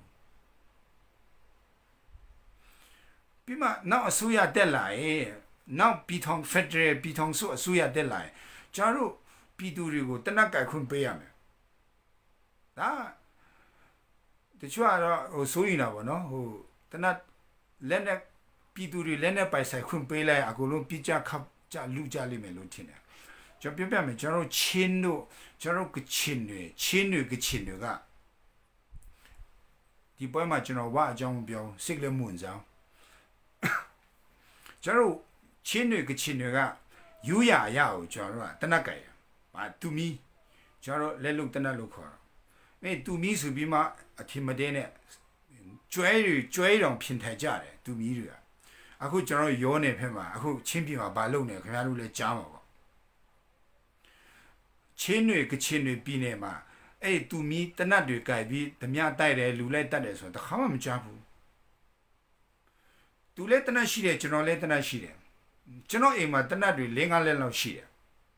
သူ့အိမ်မှာလည်းတနတ်၄-၅လက်လောက်ရှိတယ်ဘသူကတနတ်ရှိတဲ့လူကချင်းဘသူကပြစ်မှာလဲမပြစ်ဘူး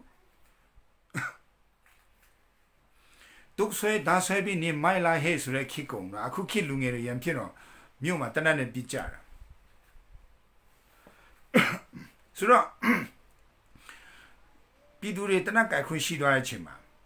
လူမိုက်ဆိုလည်းမရှိတော့မင်းကလေးလည်း slim bet ထဲမှာပတ်စံတနတ်ကြိုက်လို့ရတယ်ဘယ်မင်းကလေးဘယ်သူကစော်ကားလို့ရမလဲကိုကာကွယ်လို့ရတယ်ဆိုတော့ဒါမဲ့တခုတော့ရှိတာပေါ့တနတ်ကိုကိုရဆိုင်ရောင်းတယ်လို့မျိုးတော့ပဲရောင်းမလဲကျွန်တော်အစိုးရလည်းစီစီမှာပေါ့ဘာဖြစ်လို့တနတ်ကြိုက်လဲဘယ်ပုံစံနဲ့ကြိုက်မလဲကြီးစံဘယ်နဲ့တောင်းယူမလဲဒီကြီးစံကိုဘယ်ပုံစံနဲ့ဒီတနတ်ကိုနေထိမ့်မလဲဒါတော့သူ့ရဲ့ဥပဒေတနတ်ကြိုက်ဆောင်ခွင့်ဥပဒေသူကသူထွဲလာမှာပေါ့မပူပါနဲ့ဒါပေမဲ့ကျွန်တော်တို့ပြည်သူတွေတနတ်ကြိုက်ရမယ်မကြိုက်ဘူးဆိုရင်နောက်လက်နဲ့ကြိုက်ဘယ်လက်နဲ့ကြိုက်မှကျွန်တော်တို့ပြည်သူတွေအခုလိုမျိုးလက်နဲ့မရှိတဲ့ပြည်သူတွေကိုလမ်းပေါ်မှာဟဲကောင်တွေမိုင်းထွဲခဲ့အခုကြည့်စော်ကားခံရတယ်လမ်းပေါ်မှာဟုတ်တယ်ဟုတ်နင်တို့ဘလောက်ရင်နာလဲမိုင်းထွဲခဲ့တယ်တနတ်ကြီးကြိုက်ထားပြီးမှတီတို့ကျွန်တော်တို့ကတနတ်ရှိကြည့်ပါလားအဲ့ဒီရဲတွေစစ်သားတွေမိုင်းထွဲခဲ့လို့အော်ရဲမလားလို့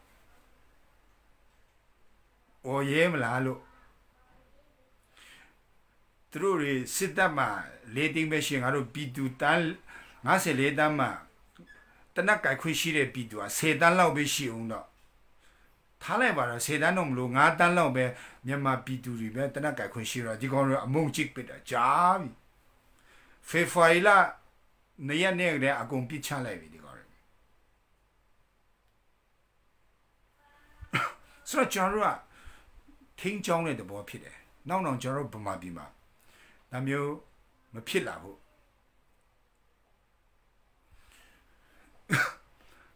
အခုမယုံရင်ချင်းရွာတွေကချင်ရွာတွေကိုခင်ဗျာဓမြသွားတိုက်ကြည့်ပါလားတရွာလုံးတနတ်နဲ့ဝိုင်းပြစ်လို့ပြေးပေါတော့မအောင်မယ်ကချင်ရွာတွေချင်းရွာတွေတိတ်အိမ်မှာတူမီတလက်နဲ့လက်ရှိတယ်အဲကြောင့်မိမတောင်းချင်တူမီပေးရတယ်ဒါရဲ့တူမီရဲ့ပြီးမိမတမီရှင်ကငါတမီကိုတဲ့နင်ဒီတနတ်နဲ့ဒီဓာတ်ကြိုက်ပြီးမှငါတမီကိုစောင့်ရှောက်ပေးပါဆိုပြီးမှပေးကြိုက်တာဆိုတော့ရောက်ကမရောက်ကတိကသူ့တမီကိုပေးစားတဲ့အချိန်မှာသူ့တမီနဲ့သူ့တမီကမွေးလာမယ်ဒါတမီတွေကိုဒီတနတ်နဲ့ဒီဓာတ်နဲ့စောင့်ရှောက်ပါဆိုပြီးဒါသူကရွယ်ချင်းနဲ့ပေးတာအဲကြောင့် ကချင်ရွာဝင်ပြီးမှဓမြတိုက်လို့ပြစ်တက်ခံရရင်ကချင်ယူရဖြစ်ရှင်းတဲ့အချိန်မှာတည်သွားတဲ့လူတွေအမားပြစ်တဲ့လူအမားမဟုတ်ဘူးအခုကျွန်တော် Federal ပြည်ထောင်စုပေါ်လာရင်ကျွန်တော်ဗမာပြည်နယ်မှာတနက်ကခွင့်ပေးမပေးတော့မတည်ဘူးကျွန်တော်ကချင်ပြည်မှာတော့တေချာပေါက်ပေးမှာမပေးလို့မရအောင်ပေးမှာကျွန်တော်ယူရလေကချင်ပြည်မှာလူတိုင်းတနက်ကင်မှာ KA ပဲကင်လို့ပေးရမလဲအခက်မတင်လို့ KA ကကျွန်တော်တို့အခုမအားလာစစ်တပ်တွေအောက်ပြီးအောက်ရွာမှာတတ်တယ်လို့မျိုးကျွန်တော်တို့ပြစ်တက်လိုက်ကျွန်တော်ဘာနဲ့ KA ကိုပြန်တော်လာမလဲကိုယ့်ရဲ့စစ်တပ်ကိုယ့်ရဲ့ကချင်စစ်တပ်ကိုပါကျွန်တော်တို့ကကိုယ့်ကချင်လူမျိုးကိုနောင်တစ်ချိန်မှာပြစ်တက်လို့မရအောင်ကျွန်တော်တို့အခါရမှာလုပ်ထားဖို့လိုတယ်ပြောမရဘူးလူဆိုတာအာနာမြင်သွားရဲ့လူအစ်ပြောင်းတတ်တယ်ဆိုတော့ချင်းပြည်လဲလို့ပဲချင်းရွာတော့တော်လာရဲ့စစ်တပ်မရှိပါဘူးချင်းရွာတွေကတော့စီပြီးတွားမလုံနဲ့တခါတည်းနားကားတော့မယ်မှာသူတို့မှလေးလေးရှိတယ်အစိတ်တွေလားနှစ်တစ်ထောင်အစိတ်တို့ပါတော့သူမီးတွေချင်းအိမ်တဲ့အိမ်ကသူမင်းလည်းတုံးလည်းရှိနေတယ်ဆိုတော့ဟုတ်ပြီအဲ့ဒါတစ်ချက်ထားမယ်ပြီးမှအခုကျွန်တော်မြန်မာပြည်အဓိကရန်သူကဘာလို့လဲဆိုတာတစ်ချက်ပြောပြဆုံးတတ်ချင်တယ်ကျွန်တော်တရုတ်ကို pressure ပြန်ပေးရမယ်တရုတ်ကို pressure ပြန်ပေးရမယ်ပြီးတော့ကျွန်တော်က R2P UN ကိုလည်းခေါ်နေကျွန်တော် American ကိုကျွန်တော်ပြည်သူတွေ American အစိုးရEurope democracy အစိုးရနဲ့အတူတူရပ်တည်တဲ့ကျွန်တော်တို့ K ပါဆိုပြီးကျွန်တော် American တို့ England တို့ကျွန်တော်အော်ရမှာဖြစ်တယ် American ကိုအော်ရမယ်တရုတ်ကိုကျွန်တော်တို့လုံးဝအလိုမရှိကြောင်းတရုတ်အစိုးရကိုကျွန်တော်လုံးဝဒီကပါတီနေတရုတ်နဲ့ကျွန်တော်လုံးဝမဆက်ဆံမှုဆိုတဲ့အရာကိုကျွန်တော်ပြမှာရဆိုတော့ကျွန်တော်တို့တရုတ်နဲ့ကျွန်တော်တို့ကလုံးဝမဆက်ဆံဘူးဆိုတဲ့အထီကိုကျွန်တော်တို့ပြမှာဖြစ်တယ်ဆိုကျွန်တော်တို့မြန်မာနိုင်ငံဒီမိုကရေစီရသွားပြီးနောက် Federal ပြည်ထောင်စုဖြစ်သွားပြီးနောက်မှာနေတူစစ်တပ်ဖြစ် American စစ်တပ်ဖြစ်လာပြီးမှအခြေချပေးပါဆိုတဲ့အထီကိုကျွန်တော်တို့စဉ်းစားရမှာ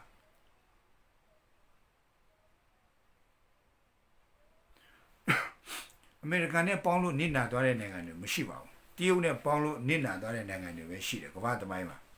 ဆိုတော့ကျွန်တော်တို့ကတရုတ်နဲ့တော့ကျွန်တော်တို့အမွေဖြတ်မှရမှာတရုတ်နဲ့ပေါင်းပြီးလှုပ်ရှားနေတဲ့တိုင်းသားလက်နက်ကိုင်တွေမှာကျွန်တော်တို့ Federal ပြည်ထောင်စုထဲနဲ့ဖြတ်ထုတ်မှရမယ်တရုတ်နဲ့လက်ဝါချင်းရိုက်တဲ့တိုင်းသားလက်နက်ကိုင်တွေမှာကျွန်တော်တို့ Federal ပြည်ထောင်စုထဲရဲ့ရန်သူအဖြစ်ကျွန်တော်တတ်မှတ်ရမှာဖြစ်တယ်ဘယ်သူလဲဆိုတော့ကျွန်တော်လည်းမသိဘူးမကြခင်မှာပြည်သူတွေတည်ရလိမ့်မယ်အဲ့ဒီကြတော့ပြည်သူတန်းလေးဆရာပြန်ပြီးဆုံးဖြတ်ပေါ့ဒါပေမဲ့လို့ဆိုကျွန်တော်တို့ရဲ့လမ်းကြောင်းကလူဦးတော်လိုင်းအောင်မြင်ဖို့ဒီစစ်အာဏာပြုတ်ချဖို့ဖြစ်တယ်ဆိုတော့ကျွန်တော်တို့တရုတ်ကိုကျွန်တော်တို့ကပါဇက်နဲ့ပဲអော်လို့လည်းမရဘူးတရုတ်အနောက်နိုင်ငံတွေကဘာလုပ်တတ်ဆိုရင်တရုတ်အရန်ဆွတ်ဖက်လာတဲ့အချိန်မှာတရုတ်တန်ယုံတွေကိုမာပြီးဘုံကျဲတာတော့ကျွန်တော်တို့ဗီယက်နမ်စစ်ပွဲမှာဆိုရှိသည်များတရုတ်ကျွန်တော်ဒီလူပြောလို့ကျွန်တော်အကြမ်းဖက်ဖို့လုံဆိုတာမဟုတ်ဘူးနော်ဗီယက်နမ်တွေလုံနေကြစတိုင်ပါရှိသည်များတရုတ်ဆက်ရုံအကုန်လုံးရှင်းပလိုက်တာဆိုအဲ့လိုပြောလို့ကျွန်တော်မေးလာဆရာရဲ့တဲ့ရေနံပိုက်လိုက်လို့ဘယ်လိုလဲဒါကျွန်တော်မသိဘူးနင်တို့ပြည်သူတွေမှန်နေထင်ပြီးမှအမျိုးဦးဒေါ်လာရေးထဲဝင်လာတာလေနင်တို့ generation Z တွေမှန်နေထင်ပြီးမှမျိုးဦးဒေါ်လာရေးကိုဖော်ဆောင်တာလေကျွန်တော်ပြည်သူတွေရဲ့မျက်နှာတော့မထောက်ပဲရေးရေးဆက်ဆက်တိုက်ရဲတဲ့လူတွေရဲ့မျက်နှာငါတို့ဘာထောက်ဆရာရှိလဲကိုယ့်ကိုစဉ်းစားကျွန်တော်ဘယ်သူမျက်နှာမှထောက်ဆရာမရှိဘူးကျွန်တော်ပြည်သူတွေအောင်မှခွေးလိုဝက်လိုစော်ကားပြီးတတ်နေတဲ့မအားလာနဲ့အပေါင်းပါတွေမျက်နှာကျွန်တော်ဘာမှထောက်ဆရာမရှိဘူးသူတို့မျက်နှာတော့မထောက်ဘူးဆိုတော့သူတို့အကျိုးစီးပွားကိုကျွန်တော်တို့ကာကွယ်ဆရာအကြောင်းမရှိဘူးဒါပူပလေးလေးပဲဆိုတော့ကျွန်တော်တို့ဘာလို့တင်းတယ်လဲဆရာကျွန်တော်မမဲနဲ့ကျွန်တော်မသိဘူးကိုကလုတ်တင်လုတ်ထဲတဲ့အကုန်လုတ်ကျွန်တော်ဘုံမှာပြဟာဒါလို့မာသွားလိမ့်မယ်ဟိုလို့မာသွားလိမ့်မယ်ကျွန်တော်မြန်မာနိုင်ငံရဲ့ရန်နစ်နာသွားလိမ့်မယ်စစ်ပွဲကြီးဖြစ်သွားလိမ့်မယ်မစင်စားနဲ့အခုလည်းဖြစ်နေတာပဲ အခုလေကျွန်တော်ဗမာပြည်ဘာကောင်းနေလို့လဲကျွန်တော်မြန်မာနိုင်ငံအတွက်တကောင်ထဲနဲ့ညမရှိတော့ဒါလောက်ဆိုးရတဲ့ခစ်တခါမှမရှိတော့ဆိုတော့ကျွန်တော်တို့မှာလုပ်လို့ရတဲ့နည်းအကုန်လုံးမရတော့ဘူးအရေးကြီးဆုံးက generation Z တွေတင်တို့လုတ်တင်လုတ်ထိုင်တဲ့အရာကိုပြက်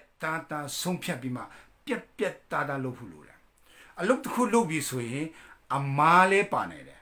အမှန်ပဲမျောလင်းလို့မရဘူးအမားလေးပါနေတယ်မားတော့ရင် sorry ပြောရအောင်ဘာဖြစ်လဲယုံဆရာရှင်းရော်ရအောင်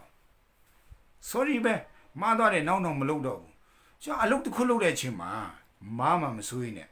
လုပ်တာလို့ကျွန်တော်စကားပြောရင်ကျွန်တော်လည်းအမားပါတယ်ပဲမားတော့ရင် sorry ပေါ့မားမှကြောက်ရင်ဘာမှမလုပ်နဲ့အမားဆိုတော့ဘယ်သူမှစပါမှာပဲဆိုတော့ဟုတ်ပြီကျေးဇူးတင်တယ်ဒါတော့ကျွန်တော်ဟိုဘာလုပ်ပါညာလုပ်ပါလို့ကျွန်တော်ပြောတာမဟုတ်ဒါကျွန်တော် mindset ကိုအတွေ့အခေါ်ကိုပြောပြတာပြီးတော့ကျွန်တော်ကရင်စစ်ဆောင်တွေရှိတယ်ကျွန်တော်ကရင်ညီကိုတွေဟိုနဲ့29နဲ့ထင်တယ်မိုက်ချဲခါရတယ်သူတို့လုံနေကြတယ်ကျွန်တော်ကြည့်နေတာထိုင်းမှာရှိတဲ့ညီကိုလည်းသူတို့ဆန်အိတ်တွေပါတည်ပြီးမှလုံနေကြတယ်ကျွန်တော်တတ်နေတယ်လို့ပေါ့နော်ပြီးတော့ကျွန်တော်အရန် support လုပ်ဖို့ခက်တာကျွန်တော်ကချင်ပြည်နယ်ဖြစ်တယ်ကချင်စစ်ဆောင်ကြတရုတ်နေဆက်ဆိုတော့တရုတ်ကတော့တေချာတဲ့ KIA နဲ့ကချင်ကိုစီတဘူးတောင်ရောင်းပေးမှာမဟုတ်တော့ဘာမှပေးမှာမဟုတ်တော့အဲဆို KIA သူစကားနမ်းထုံ KIA က generation Z နဲ့ဟိုနေ့ပြန်ကြားရဲ့တာဝန်ခံဘူမူကြီးနောင်ဘူးလဲပြောရတယ်သူကပြည်သူတွေအဓိကတဲ့ပြည်သူတွေပြောတဲ့အတိုင်းကျွန်တော်တို့ကရက်တည်မယ်တဲ့ပြောချင်တာကမားသွားရင်တော့မှပြည်သူနဲ့အတူတူမားမယ်လို့ပြောနေတာ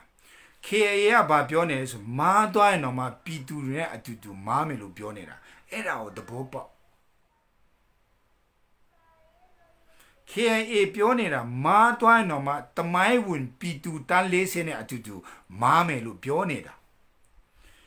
ရှင်းအောင်ထပ်ပြောမယ်မြောက်ဘက်အဖွဲ့တွေမင်းနဲ့ကျွန်တော် KIA အကြောင်းပြောနေတာ KIA ရဲ့ဆုံးဖြတ်ချက်ကမားသွားရင်တော့မှပြည်သူတန်း40နဲ့အတူတူမားမယ်လို့ပြောနေတာ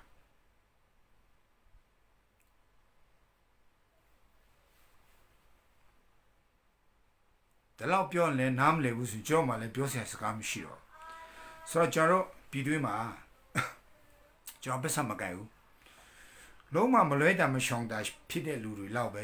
ကျွန်တော်ကချစ်ပေးတာကျွန်တော်ကဟိုပတ်စံလဲကောက်နေတယ်မဟုတ်ဘူးကျွန်တော်ပတ်စံလဲမတောင်းဘူးကျွန်တော်လည်းပတ်စံမပေးနဲ့ကျွန်တော်စေတနာနဲ့ပြောပြတာဖြစ်တယ်ပြည်တွင်းထဲမှာရှိတယ်ကျွန်တော်ကချင်လူမှုကွန်ရက်တို့ကချင်လူငယ်တို့တခုတော့ရှိတာပေါ့ရောက်တဲ့လူစီမှာရောက်ဖို့တော့အရေးကြီးတယ်ဆိုတော့ကျွန်တော်ကြိုးစားပြီးဆက်တယ်ပြီးမှကချင်စစ်ဆောင်တွေတစ်ချက်လောက်အားထည့်ပေးလိုက်ကျွန်တော်KNUမှာကျွန်တော်ထိုင်းဘက်ကနေအများကြီးလမ်းပွင့်နေတော့ဝင်လို့လွယ်တယ်KNUကလည်းကျွန်တော်ကူညီအောင်ကျွန်တော်ကချင်ညီကူတွေလည်းကူညီရအောင်အထူးသဖြင့် KIA ကတော့လုံးဝတရုတ်စကားနားမထောင်ကြတရုတ်ကတော့ပိတ်တော့မှသူစန်တဘူးစီတဘူးတော့သူကပေးတော့မှမသိဘူးကျွန်တော်ပြောပြမယ်အမုန်းစကားမပြောနဲ့တင်ယူသားတဲ့ဆိုရင် comment မှာတော့အမုန်းစကားမပြောနဲ့တစ်ဖက်နဲ့တစ်ဖက်အမုန်းပွားစေတဲ့စကားမပြောနဲ့အဲ့ဒါအပြုတ်သဘောမဆောင်ဘူးအဲ့ဒါစိတ်တက်အောက်တန်းကြတယ်လို့ခေါ်တယ်ဒါကျွန်တော်ဘူးလေးပြောတာဘယ်သူမှစိတ်မဆိုးဘူးစိတ်တက်ကိုကျွန်တော်တို့ပြင်မရမယ်ဘယ်သူမှဟိုလေတစ်ဖက်သားရဲ့အာနေချင်းကိုမဖြိနဲ့မားရင်မားတယ်မန်နေဆိုပြီးကျွန်တော်ကဝေဖန်ထောက်ပြမယ်ကျွန်တော်ပြမယ် KIA ကိုလည်းထောက်ပြလို့ရတယ်ဝေဖန်လို့ရတယ်မကြောက်နဲ့ကျွန်တော်ပြ KIA ကိုလည်းပြောလို့ရတယ်တင်းတို့ Facebook မှာရေးတဲ့အချိန်မှာ KIA လည်းသူနားထောင်ပေးတယ်ကြားတယ်သူနေ့ကောင်းမဲ့ကျွန်တော်တို့က KNU ကိုလည်းဝေဖန်ထောက်ပြလို့ရတယ်တင်းတို့ရဲ့အတန်သူတို့နားထောင်ပေးတယ် KIA နဲ့ KNU ကမအောင်အရန်လေတယ်သူတို့ကအရန်သဘောထားကြီးမားတယ်အဲ့ကြောင့်ကျွန်တော်တို့က CRPH ကိုလည်းကျွန်တော်တို့ထောက်ပြရအောင် CRPH ကိုထိတာနဲ့တခါတည်းဟိုဆက်ထိမခံမလုပ်နဲ့အဲ့ဒီမျိုးအကျင့်ကမြန်မာနိုင်ငံကိုဆွဲချနေတာ NLD ပဲဖြစ်ဖြစ်အခုနောက်အစိုးရတစ်ပဲပေါ်လာတာကျွန်တော်ကထောက်ပြရမယ်မဟုတ်ဘူးဆိုမဟုတ်ဘူးဟုတ်တယ်ဆိုဟုတ်တယ်ကျွန်တော်ထောက်ပြရမယ် မထောက်ပြလို့တော့မရဘူးကျွန်တော်တို့ကဒီချိန်မှာကျွန်တော်တို့ကဘဒုမျက်နှာမှာကြည့်လို့မရကျွန်တော်တို့ကဒီချိန်မှာ KA မျက်နှာလည်းကြည့်လို့မရဘူးကျွန်တော်တို့ဒီအချိန်မှာ KNU မျက်နှာလည်းကြည့်လို့မရဒီကျွန်တော်တို့ဒီအချိန်မှာ NLD မျက်နှာလည်းကြည့်လို့မရကျွန်တော်တို့ဒီအချိန်မှာဒေါ်အောင်ဆန်းစုကြည်မျက်နှာလည်းကြည့်လို့မရကျွန်တော်ဒီအချိန်မှာပြည်သူတွေဒီစစ်အာဏာကိုဘယ်လိုတွန်းလှန်ရမလဲဆိုတော့ပြည်သူမျက်နှာကလည်းဘဒုမျက်နှာမှာကြည့်လို့မရအာနာက KA ကလာတာမဟုတ်ဘူးအာနာက KNU ကလာတာမဟုတ်အာနာက NLD နဲ့မဆိုင်ဘူးအာနာကဒေါ်အောင်ဆန်းစုကြည်နဲ့မဆိုင်ပြည်သူနဲ့ဆိုင်တယ်အာနာဆိုတာပြည်သူစီကလာတာကျွန်တော်တို့ဒီချိန်မှာပုံလင်းလင်းကျွန်တော်တို့ဝိုင်းပြီးထင်းချောင်းပြီးတွားဖို့လိုတယ်ကျွန်တော်အဲ့လိုပုံစံနဲ့တွားရအောင်ကျွန်တော်အသွေးခေါ်ပြင်ပြီးနောင်ကျွန်တော်ခိမီဖွံ့ဖြိုးတိုးတက်တဲ့ Federal စစ်မှန်တဲ့ Federal ပြည်ထောင်စုကိုကျွန်တော်တွားရအောင်ဟုတ်ပြီဆိုတော့တချို့ link တွေကျွန်တော်စီမှာတော့ရှိတယ်တကယ်လို့လုံးဝပုံမတတ်တဲ့နိုင်ငံတကာတို့ဘာလို့ဆိုတော့ကျွန်တော် public မှာမရေးနဲ့ CPU ဆက်တယ်လားကျွန်တော် check ပေးမယ်ကျွန်တော်တော့ပတ်စံမကြိုက်ဘူးဒါပေမဲ့ကျွန်တော်ပြောပြတာအခုကချင်စစ်ရှောင်းတွေရှိတယ်အများကြီးရှိတယ်တောထဲမှာသူတို့မှတည်လက်တည်လို့မရအောင်ဆိုတော့ပြီးမှကျွန်တော် CDM လူငယ်တွေကို CDM လုပ်နေလို့ချက်ပြောမယ်ဒီချိန်မှာကျွန်တော် CDM လုပ်လို့စားဆရာမရှိတော့ဘူးပါမပြောပါနဲ့အဲ့ဒါမပြောပါနဲ့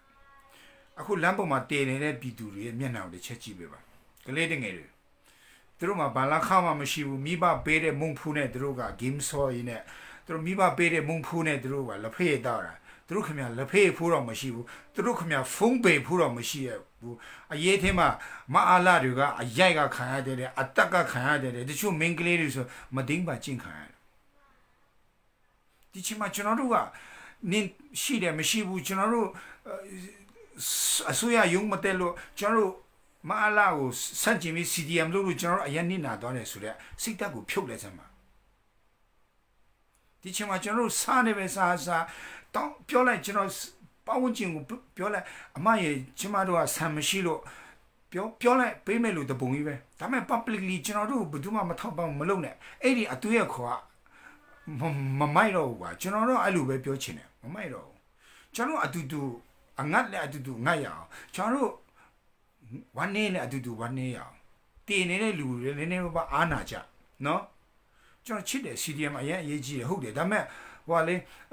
နင်တို့ CDM မလုပ်ပဲကျွန်တော်တို့new dollar ရဲ့အကျရှုံးတော့မလုပ်ပါနဲ့အဲ့လိုမျိုးတော့ဘယ်သူမှ CDM လုပ်လို့မလုပ်လို့တိုင်းသားလည်းနဲ့ကြိုင်တွေပါလာမလာ generation Z လို့ခေါ်ကျွန်တော်တို့ပြည်သူတော့ဒီစစ်အာဏာရှင်ကိုလုံးဝလက်မခံတော့ဘူးနင်တို့စစ်အာဏာရှင်တီမင်းချင်တယ်ဆိုရင်ဒီပြည်သူတန်း40အကုန်ပြစ်တတ်မှရတော့မယ်ကျွန်တော်အဲ့ဒါပြောနေတာအဲ့တော့ကျွန်တော်အစိုးရဝန်ထမ်းတွေလည်းအဲ့ဒါကိုနားလည်ဖို့လိုတယ်ကျွန်တော်စစ်တပ်ကလူလည်းအဲ့ဒါကိုတီးဖို့လိုတယ်ပြည်သူတွေလုံးဝလက်မခံတော့ဘူးနင်တို့မြန်မာနိုင်ငံအုပ်ချုပ်ခြင်းပြည်သူမရှိတဲ့နိုင်ငံတည်ထောင်မှရမယ်ရှိသမျှပြည်သူအကုန်ပြစ်တတ်မှရတော့မယ်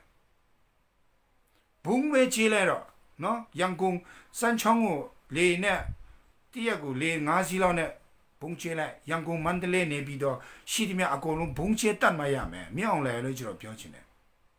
ပြည်သူမရှိတဲ့နိုင်ငံပဲနင်တို့တည်ထောင်လိုက်တော့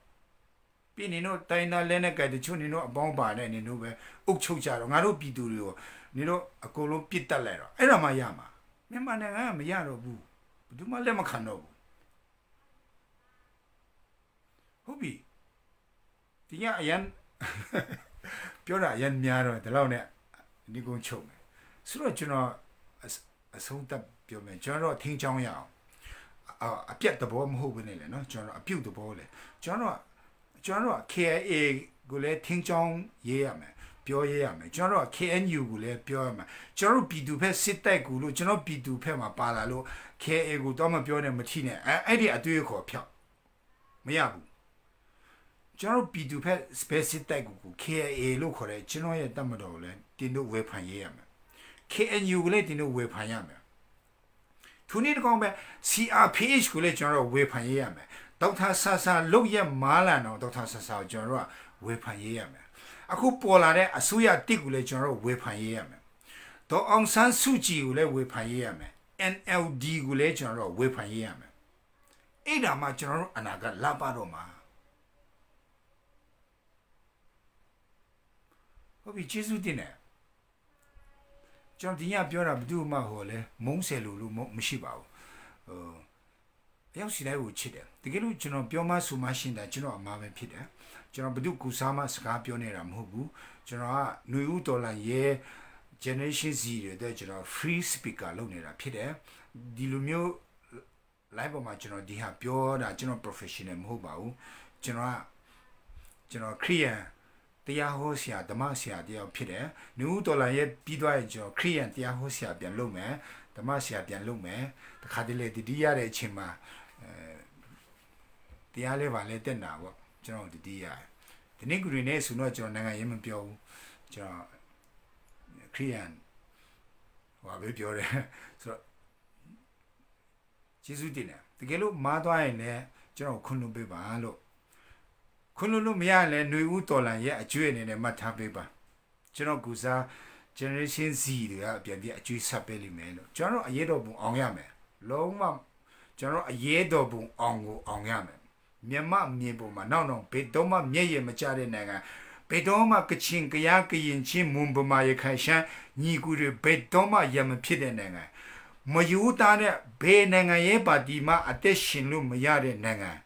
ပြည်သူပြည်သားတန်း54တန်းကပျော်ရွှင်နဲ့အင်းလေးသွားလိုက်မြချနာမြဆုံသွားမနောကလိုက်ကရင်ပြည်လာပြီးမှကျွန်တော်တို့ဒုံကလိုက်ကရားပြည်သွားပြီးမှကျွန်တော်တို့ကရားအဆာစားလိုက်ကျွန်တော်ရခိုင်ပြည်သွားပြီးရခိုင်မုန်တီစားလိုက်နဲ့အဲ့လိုမျိုးကျွန်တော်အင်မတန်ပျော်စရာကောင်းတဲ့နိုင်ငံကိုစစ်ကူးရင်နဲ့ရှေ့ကိုကျွန်တော်ဆက်လိုက်ရအောင်လို့ကျွန်တော်ခွန်အားပေးချင်ပါတယ်အယောက်စီတိုင်းကိုချစ်တယ်အယောက်စီတိုင်းကိုဖျားသခင်ကောင်းချီးပေးပါစေကျွန်တော်အရေးကြီးမှပြန်ပြောမယ်ဒီချွဲအချို့အရာတွေအရန်ထိလွယ်ရှလွယ်ဖြစ်တဲ့အတွေ့အကြောင်းမပြောသေးဘူးမပြောလို့လေတက်ဆိုင်ရတဲ့လူတွေမတိဘူးလို့မထင်နဲ့ကြည်နေတယ်မျက်လုံးတောက်ထောက်ကြည်နေတယ်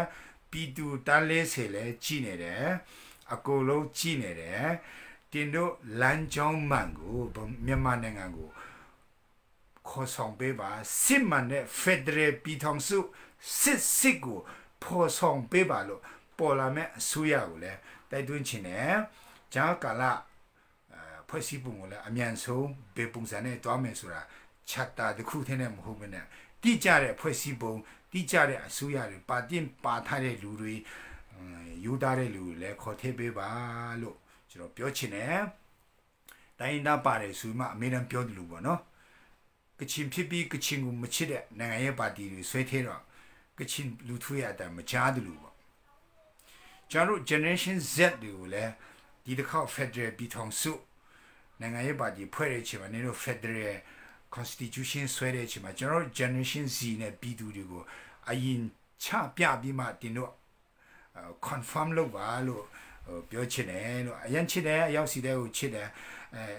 NLD ကိုလည်းချစ်တယ် CRPH ကိုလည်းချစ်တယ်ဗမာကိုလည်းချစ်တယ်ကချင်ကိုလည်းချစ်တယ် KNU ကိုလည်းချစ်တယ် KIA ကိုလည်းချစ်တယ်အရောက်စီတဲ့ကိုချစ်ပါတယ်လို့ဖျားတခင်ကောင်းချီးပေးပါစေ